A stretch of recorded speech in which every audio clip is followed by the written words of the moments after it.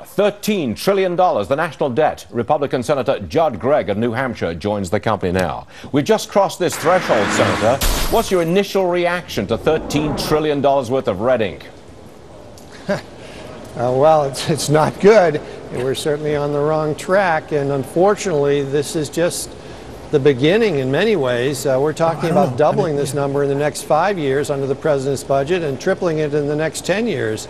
Those are totally unsustainable numbers. That puts us on a track to emulate Argentina and Greece. It basically makes us a nation that's insolvent. On that subject, we are going down the European road.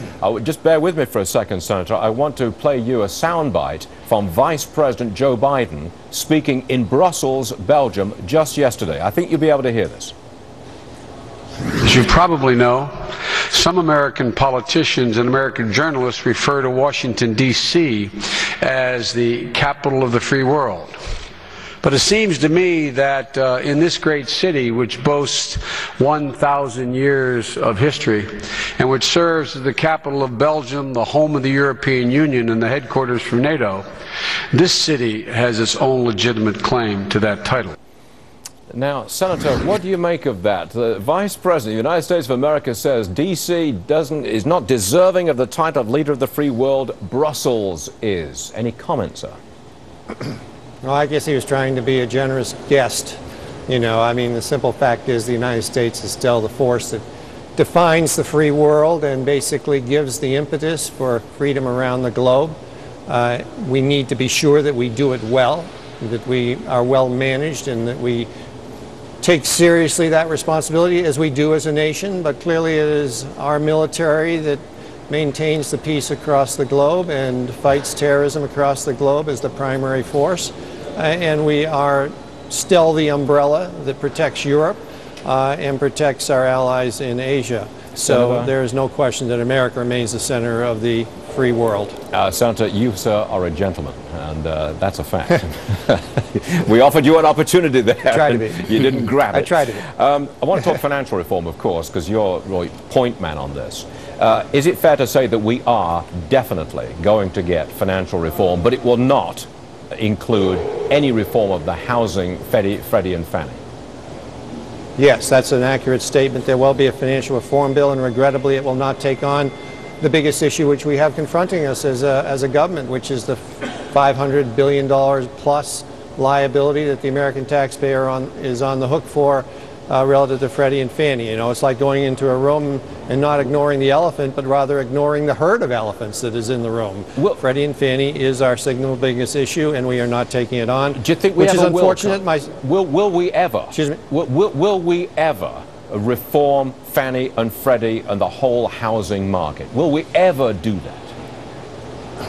Well, we better, because if we don't, we're basically going to bankrupt our country a second time, because we'll be basically putting on the books more and more debt, which is backed by the American people as versus backed by the strength of the assets which support that debt, the loans being made and the ability of the people to pay those loans back.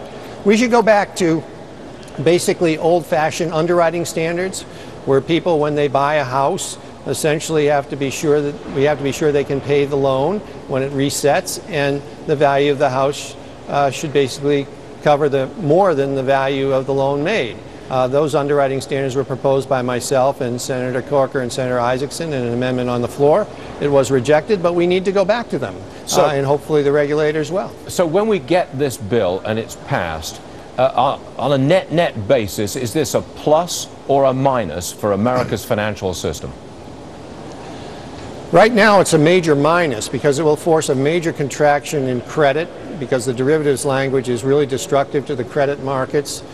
It will force an uncertainty relative to safety and soundness, especially at community banks, because the consumer lending division that's being created here, or agency that's being created here, will be divorced from the issue of safety and soundness, and you'll maybe get a lot of social tinkerers in charge of the consumer lending agency, who will basically be telling people that they have to be lent to whether or not they can pay it back, and the banks will You'll get an XYZ group that the consumer group says, oh, you got to lend to these people because they deserve a loan, and the banks will say, well, we don't want to lend to them, the banks on Main Street, because we know the folks can't pay it back under the terms that they're borrowing under, but they'll have to lend it anyway because of the consumer agency, because this will be, we will have divided the responsibility of consumer responsibility and protection from safety and soundness and the prudential regulator responsibility. That's a huge error in my opinion, and will undermine basically credit in this country. And here it comes. You can see it coming right at you. Senator Gregg, always a pleasure. Thank you so much for joining us. Thank we you. appreciate it.